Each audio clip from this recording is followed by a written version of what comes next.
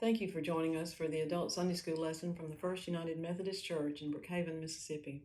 The title of our lesson today is Letting God Be God. The focal passages are from Psalm 89, verses 1 through 4, 15 through 28, 38 through 41, and 49. And the purpose statement is to learn how God's covenant through Jesus opens us to a faith that's both mature and trusting. So beginning in verse 1, Psalm 89, I will sing of the Lord's loyal love forever. I will proclaim your faithfulness with my own mouth from one generation to the next. That's why I say your loyal love is rightly built forever. You establish your faithfulness in heaven. You said, I made a covenant with my chosen one. I promised my servant David, I will establish your offspring forever. I will build up your throne from one generation to the next. The people who know the celebratory shout are truly happy. They walk in the light of your presence, Lord. They rejoice in your name all day long and are uplifted by your righteousness because you are the splendor of their strength. By your favor you make us strong because our shield is the Lord's own. Our King belongs to the Holy One of Israel. Once you spoke in a vision to your faithful servants. I placed a crown on a strong man. I raised up someone specially chosen from the people. I discovered my servant David. I anointed him with my holy oil. My hand will sustain him. Yes, my arm will strengthen him.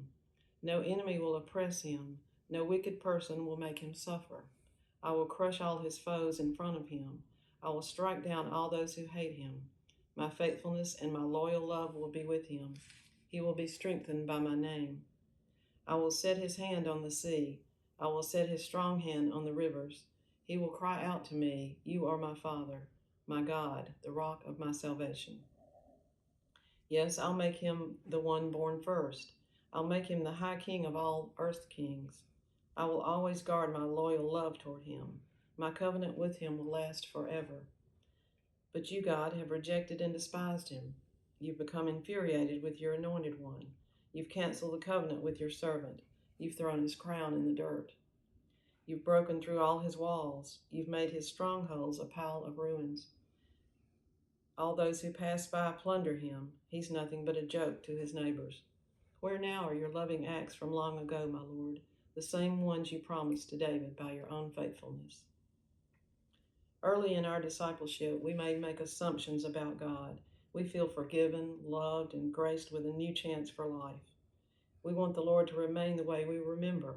Our needs are met at that stage, but as we grow, can we let God be God? Are we able to see the Lord in a broader light as our experiences expand? Today's psalm gives us the opportunity to explore this. Its opening verse sounds as if a lover is extolling the virtues of their beloved. I will sing of the Lord's love forever. However, toward the end, the tone has definitely changed. How long will it last, Lord? Will you hide yourself forever? Exploring how and why this change happened invites us to reflect on our own faith journey. God has called us into a covenant relationship. Will we try to control that relationship, or will we work on relinquishing control? Living vulnerably with God helps us discover the depths of the Lord's heart. In the process, we discover more about ourselves as well. It's difficult to label Psalm 89. While it begins with praise, it mixes in elements of petition, lament, and prayer. Its chaotic structure reflects the chaos of its background. Like Psalm 85, which we studied last week, it appears to have been written sometime after the Babylonian destruction of Jerusalem. A key element in this psalm is the prominence of God's promise to King David. The praise of God is interconnected with the praise of David's reign and the Lord's blessing of him. God's loyal love, a recurring phase throughout Psalms, is the reason for happiness. Given the historical background of this song, the writer's in-depth praise of David sounds both nostalgic and idealistic. The reality of Hebrew history is that there was civil war that divided the people into northern and southern kingdoms. There were also political scandals, prophetic condemnations of injustice and idolatry, and threats from foreign nations.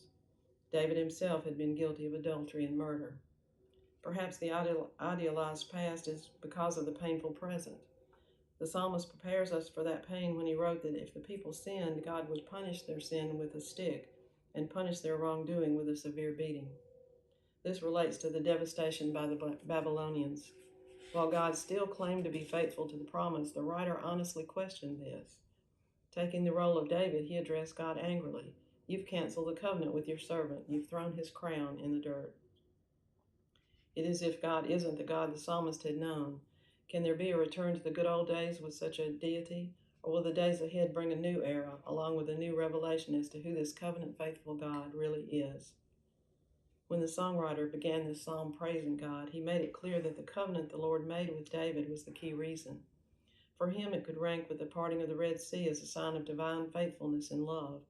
God intentionally chose David and promised that his throne would last forever. The historical basis for this is found in the prophecy Nathan related to David in 2 Samuel. The psalmist spelled out that promise in verses 19 through 29. Instead of relating the prophet's words, though, he cast the covenant in terms of God speaking. I discovered my servant David. I anointed him with my holy oil. This conveys the sense that the Lord had identified closely with David in such a way that the king's thoughts and actions reflected God's own.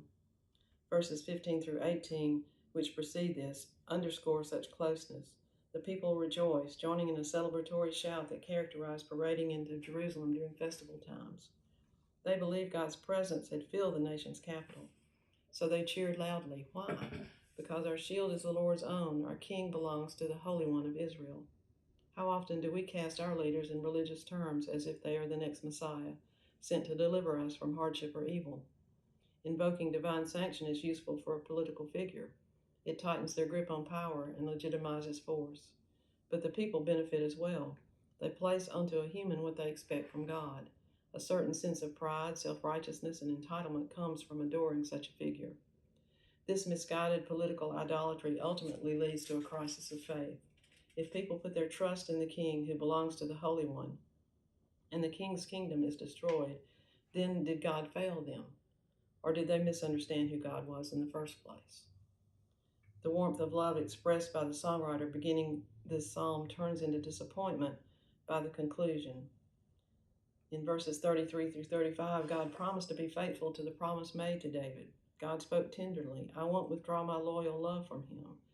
But in verses 38 through 40, the psalmist accused God of lying, each allegation beginning with an accusatory you, such as, you've canceled the covenant with your servant. It is as if the psalmist had expected God to act like an earthly king. Monarchs make promises of protection and abundance in exchange for their subjects. Loyalty. When the Babylonians invaded and plundered, though, the people's trust in their king crumbled. Since the royal throne seemed connected to God's faith crumbled as well. It's helpful to remember that the Bible is ambivalent regarding the place of the monarchy. While there is a current running through it where the office of king is sanctioned, there's another that is critical. This is seen when Israel demanded a human ruler.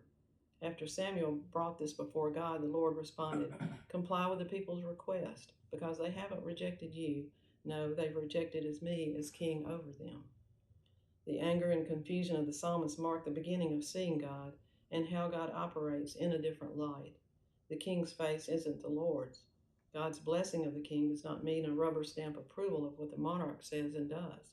It does mean, though, that the Lord will continue working through leaders and the people to bring about a kingdom of righteousness and justice. God's faithfulness to the covenant transcends human expectations of how that will be expressed. The anger expressed by the songwriter in the latter verses reflects a faithful honesty. Love between two people requires a sincere expression of thoughts and emotions when crises occur. In the same way, a devout person must trust the Lord with what is burdening their heart and mind, without holding back. Such faith opens the believer to see and eventually appreciate how great the Lord truly is. The final verses of the psalm convey a different tone. The anger and bewilderment have passed. The writer addressed God as Lord or my Lord 5 times in verses 46 through 52. He has not walked out on the relationship, but seeks to have that bond restored and deepened in some way. He still longs for God to repeat your loving acts from long ago as a sign of the Lord's faithfulness. The sense, though, is that he will stay connected to God regardless. The song following today's text is appropriately placed. Psalm 90 could serve as an epilogue to what we've read. This psalm, the only one attributed to Moses, praises God as a powerful yet loving creator, whose ways and actions are beyond our understanding, control, or expectation. It majestically describes God as being before the mountains were born and from forever in the past to forever in the future, you are God. The only appropriate response is one of grateful humility. Teach us to number our days so that we can have a wise heart. Such humility would be the ultimate destination of today's psalmist. He was moving toward that when he pleaded, "Remember how short my life is." Realizing that we are the created and not the creator frees us from demanding that God act in a certain way or follow a specific timetable. We then understand that the Lord's ways are not ours, and that God will be faithful to the covenant in a manner beyond our comprehension. The when, where, and how such faithfulness is expressed are no longer important. That's because we remember who God is and who we are. Humility is vital in any relationship. For the psalmist, humility would have led him to trust that the Lord would redeem Israel, if not in his lifetime, then sometime in the future. If he had lived centuries later, he would have seen that God did fulfill that promise to David, not by raising up another king, but by giving us the Messiah. Today's psalm shows why it was important for New Testament writers to emphasize Jesus as the fulfillment of God's promise. Matthew's gospel especially points this out. Not only did he trace Jesus' lineage back to the ruler, but he also referred to him often as the Son of David. The early church included this link to the past as well in its proclamation of the gospel. God raised Jesus from the dead, never again to be subjected to death. Therefore, God said, "I will give you the holy and firm promises I made to David." The death and resurrection of Jesus demonstrated that God fulfilled a promise to David in a way that changed the world. History was not to be altered by another display of force with a king commanding armies. Rather, it would be transformed by affirming life over death and love over hate.